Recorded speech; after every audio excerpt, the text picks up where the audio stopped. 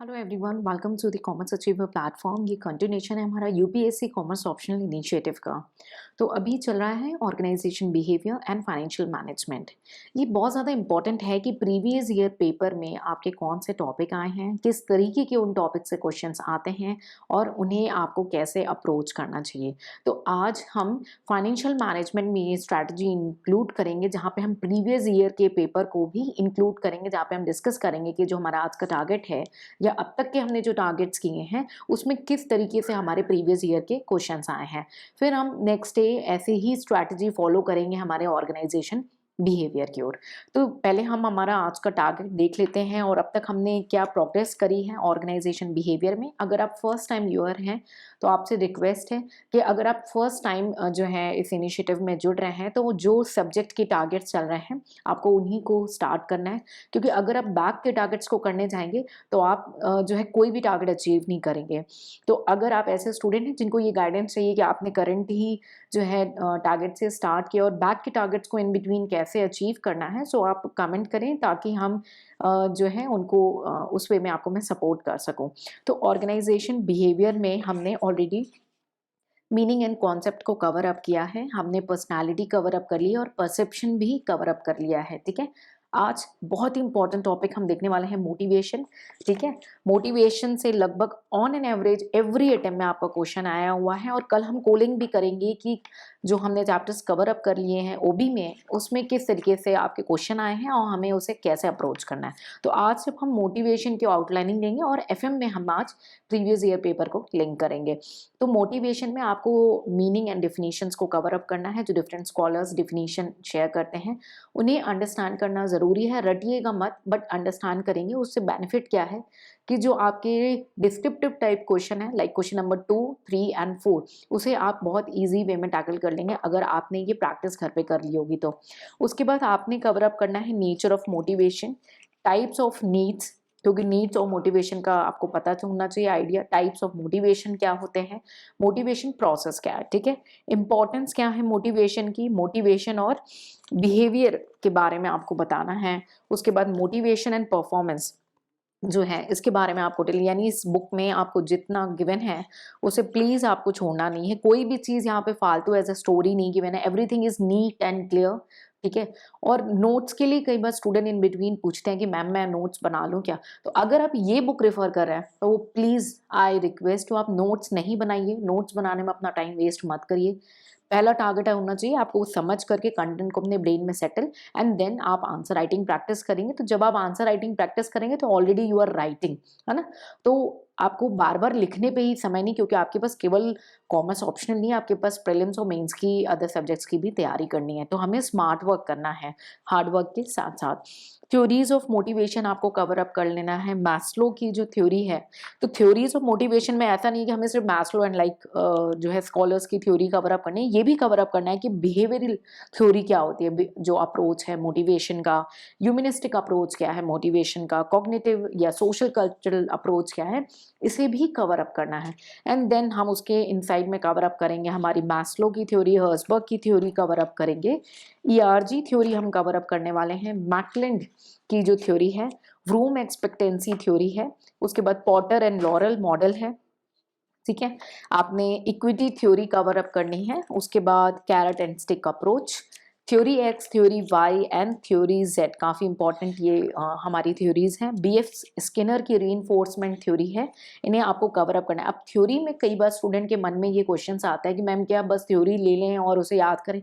Theory को देखिए आप अंडरस्टैंड करना सीखिए, उससे बेनिफिट क्या होगा कि जब डिस्क्रिप्टिव टाइप क्वेश्चंस आते हैं तो बहुत सारे स्टूडेंट्स जो है, मैंने पेपर चेक किया है कि वो सिर्फ ले लैंग्वेज में आंसर्स को देते हुए चले जाते हैं।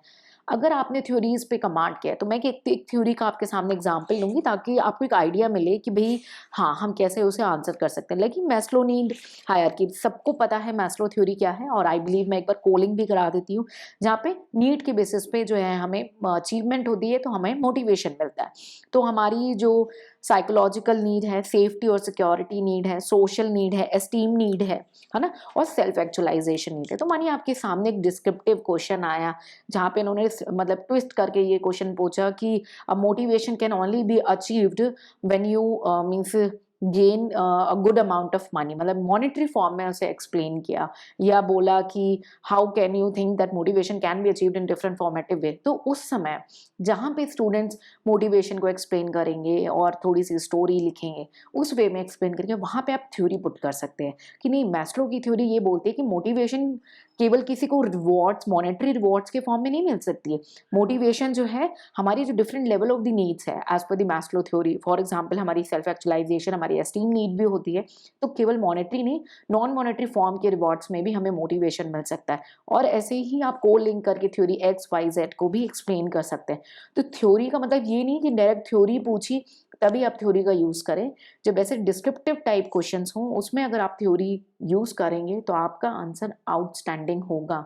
तो प्लीज आप थ्योरीज को अंडरस्टैंड करें और आंसर राइटिंग प्रैक्टिस के थ्रू ये वर्क करें कि आप कैसे अपनी थ्योरीज को यूज कर सकते हैं रिस्पेक्टिव प्लेसेस पे। अब कहीं पे भी रिलेवेंट नहीं हो वहां पे पुट नहीं करना है, ऑब्वियसली आपका वो रिलेवेंसी होना चाहिए। इससे आपको डेफिनेटली आउटस्टैंडिंग मार्क्स मिलेंगे as compare to the other fellow. ठीक है, सो आज आपको सिर्फ टारगेट कवर अप करना है मोटिवेशन का, और ज्यादा टाइम हम नहीं लेंगे ओबी की ओर।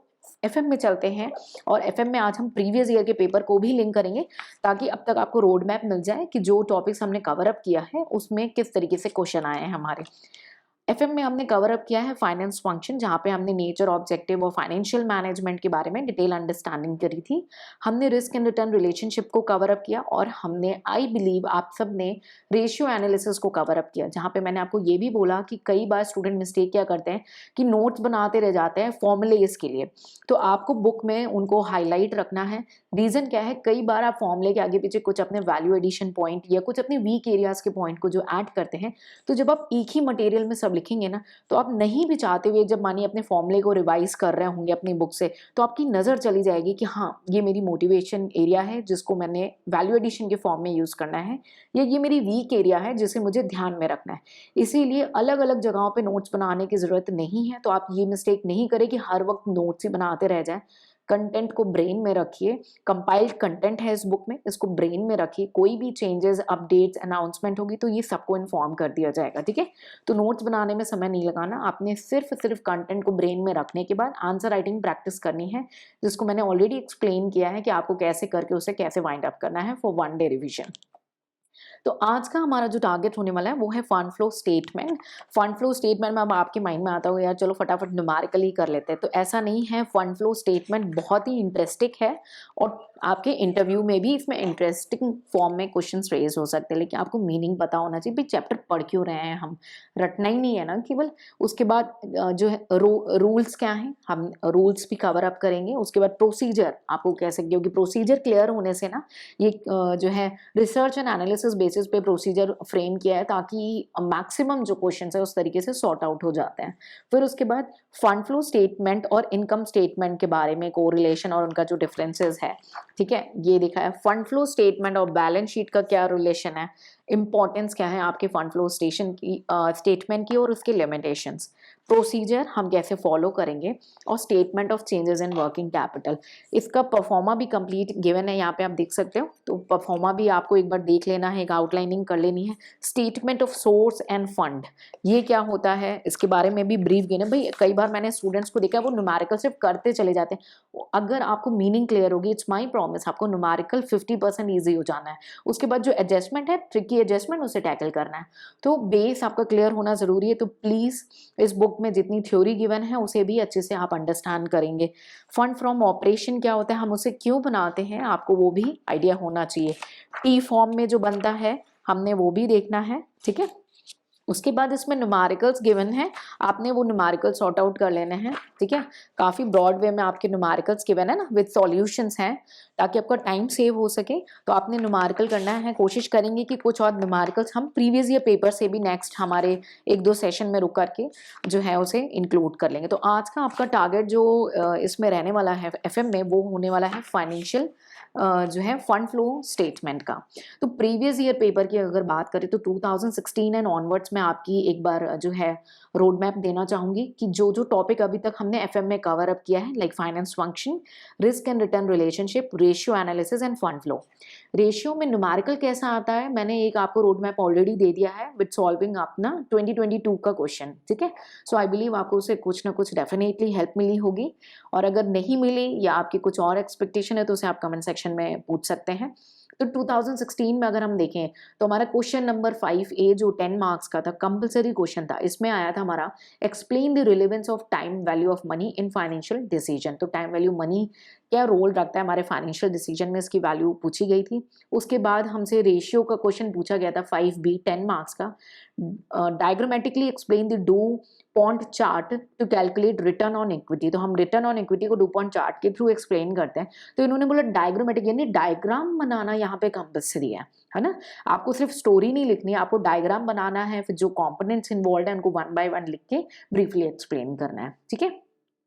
उसके बाद अगर हम आगे बढ़ते हैं 2016 में, तो हमें काफ़ी न्यूमेरिकल जो है 2016 में देखने को मिले, ठीक है। उसके बाद हम 2017 में आते हैं। 2017 में अगेन हमारा पहला कंपलसरी क्वेश्चन है 5A 10 मार्क्स का, profit maximisation is the goal of finance management critically examine. तो देखिए ये आपका जो है एक आपके पास स्टेटमेंट दे रही है, उसे आपकी व्यूज एंड ओपिनियन, तो कंटेंट जब आपके माइंड में हुआ तभी आप इसे अच्छे से आंसर देगा। देखिए ले लैंग्वेज में तो हर स्टूडेंट कुछ ना कुछ तो लिख के आएगा, लेकिन आउटस्टैंडिंग होने के लिए you have to gather a good vocabulary and good knowledge, ठीक है।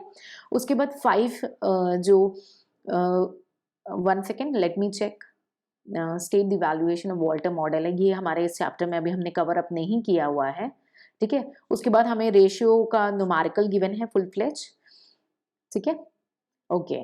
तो इतने ही क्वेश्चन थे। 8C क्वेश्चन नंबर 8C था 2017 का 15 मार्क्स का, जिसमें रेशियो की थ्योरी पूछी गई थी। एक्सप्लेन द सिग्निफिकेंस यानी importance of the following accounting ratio, डेब्ट equity ratio, asset test ratio, inventory turnover and operating profit ratio and current ratio. तो इसको आंसर आप कैसे कर सकते हैं, जब ऐसे तरीके के क्वेश्चन आते हैं ना, और आपको फॉर्मूला क्लियर होना चाहिए और वो क्यों पढ़ा है, उसके कंपोनेंट्स क्या है वो क्लियर होना चाहिए। जब आप ईच कंपोनेंट को स्प्लिट करते हैं ना, तो आपको हर एक कंपोनेंट से कुछ ना कुछ उसके इंपॉर्टेंस, उसके सिग्निफिकेंस के बारे में मदद मिलती है। और आपको जब ये स्प्लिट करना है तब ये सोचना है कि ये तो मेरी कंपनी है, या ये एक ऐसी कंपनी है जिसमें मेरे को इन्वेस्ट करना है, तो आप उसे बहुत ही कॉन्शियसली डिसाइड करोगे कि इसके सिग्निफिकेंस या इंपॉर्टेंस क्या है, ठीक है। उसके बाद हम 2018 में आते हैं। 2018 में हम देखते हैं हमारा पहला क्वेश्चन अगेन कंपलसरी 5 या 10 मार्क्स का, critically examine the relationship between the key financial decision, return, risk and market value, ठीक है। तो ऑब्वियसली जब आपने अच्छी कमांड की होगी एफएम की, तभी आप इस आंसर्स को अटेंड कर पाएंगे, ठीक है। उसके बाद हमें कई सारे न्यूमेरिकल देखने को मिले हैं, ठीक है। आगे बढ़ते हैं। उसके बाद 8C तक हमारा न्यूमेरिकल ही है। फिर आते हैं 2019 में। 2019 में हमारा अगेन क्वेश्चन नंबर 5 या 10 मार्क्स का compulsory, maximisation of profit is regarded as the proper objective of investment decision, but it is not exclusive as a maximising share holders wealth comment. तो ये भी आपका चैप्टर 1 से लिंक्ड हुआ, ठीक है। उसके बाद आपका जो है क्वेश्चन नंबर 1 सेकेंड प्लीज, आपके रेशियोज में on an average her exam में एक ना एक न्यूमेरिकल जो है देखा गया है, रेशियोज वगैरह से या आपके फंड फ्लो से आ ही गया है, ठीक है, ओके। थ्योरी में यही था। नेक्स्ट हम 2020 में बढ़ते हैं। 2020 में हमारा जो क्वेश्चन है cost of equity and cost of, ये हमारे इस चैप्टर से नहीं है, cash flow end fund flow से आपका न्यूमेरिकल आया हुआ है, ठीक है, ओके। उसके बाद 2020 में हमारा इन टॉपिक से एक भी न्यूमेरिकल या एक भी थ्योरी नहीं आई है, मतलब थ्योरी नहीं आई है, न्यूमेरिकल्स आए हैं। रेशियो से न्यूमेरिकल है, फंड फ्लो से न्यूमेरिकल है। 2021 में हम देखें तो पहला क्वेश्चन है what is the risk return trade off, explain its significance in finance decision making. तो आप ये नहीं बोल सकते कि भाई जो एक प्रीवियस ईयर में है वो एग्जैक्टली आपके एग्जाम में भी आ जाए, यू नेवर नो, है ना। बट एटलीस्ट जो प्रीवियस ईयर में क्वेश्चन आए हैं वो छोड़ने नहीं है, आपको ये स्ट्रैटेजी रखनी है। आपको ये गलती नहीं करनी है कि जो प्रीवियस ईयर में आए हैं वही पढ़ना है। आपको जो प्रीवियस ईयर में आया है वो छोड़ना नहीं है। There is a big difference in between these two things, कि बहुत सारे ऐसे स्टूडेंट होते हैं जो सोचते हैं सिर्फ प्रीवियस ईयर ही पढ़ के जाएं, तब तो आप बैक पैक कर लेना। बट बहुत सारे ऐसे स्टूडेंट हैं जो केवल प्रीवियस ईयर को कवर अप करने हैं, but what you have to do is previous year के क्वेश्चंस को आपको छोड़ना नहीं है किसी भी केस में, ठीक है। तो 2022 में भी हमें ज़्यादा जो है क्वेश्चंस नहीं दिखे हैं, मेनली आपका न्यूमेरिकल ही जो है पार्ट रहा है आपके इन चैप्टर से। तो हमारी आज के इस सेशन से वाइंड अप करेंगे। फाइनेंस फंक्शन हो चुका है, रिस्क रिटर्न रिलेशनशिप हो चुका है, रेशियो एनालिसिस, और आज का टारगेट है आपका फंड फ्लो स्टेटमेंट का। एंड आई बिलीव जो हमने 4 सब्जेक्ट्स ऑलरेडी वाइंड अप कर चुके हैं, एटलीस्ट दिन में आप आधा घंटा या 1 घंटा निकाल के उन्हें रिवाइज करते होंगे। रिवीजन कंपलसरी है। अगर आपने अभी छोड़ दिया तो आपको लगेगा आपने कुछ याद नहीं किया है, और एक ही बुक को रेफर करना है, उसी को मल्टीपल रिवीजन करना है और आंसर राइटिंग प्रैक्टिस करनी है। मल्टीपल बुक्स और सोर्सेज को रेफर नहीं करना है, नहीं तो वो आपके लिए एक ड्रास्टिक रिस्पॉन्स होगा, क्योंकि आप ना उसे प्रीलिम्स के बाद अच्छे से रिवाइज कर पाओगे, और इस वजह से कहीं ना कहीं आपके जीएस एंड प्रीलिम्स के अदर सब्जेक्ट्स भी कॉम्प्रोमाइज होंगे। So I believe I help you to give you a today's road map, and plus I being very strict towards you कि प्लीज लिखने पे, नोट्स मेकिंग पे अभी अपना टाइम ना दें, मैक्सिमम कंटेंट को गेन करें, और 2 टारगेट पे आपको काम करना है। अपने लिए जो वैल्यू एडेड लग रहा है उसे हाईलाइट करना है, अपनी जो वीक एरिया है उसे सेम बुक में ही लिखना है, सेम टॉपिक के आगे, ताकि जब भी आप उस टॉपिक को रिवाइज करें, अपने वैल्यू एडेड पॉइंट्स प्लस अपने वीक एरियाज दोनों को साथ साथ रिवीजन देते जाएं। अगर स्टिल आपके कोई क्वेरी, डाउट या आपका कुछ डिस्कशन करना है, feel free to write in comment section. मिलेंगे नेक्स्ट सेशन में, कुछ नया सीखेंगे। Till then take care, bye bye and जय हिंद।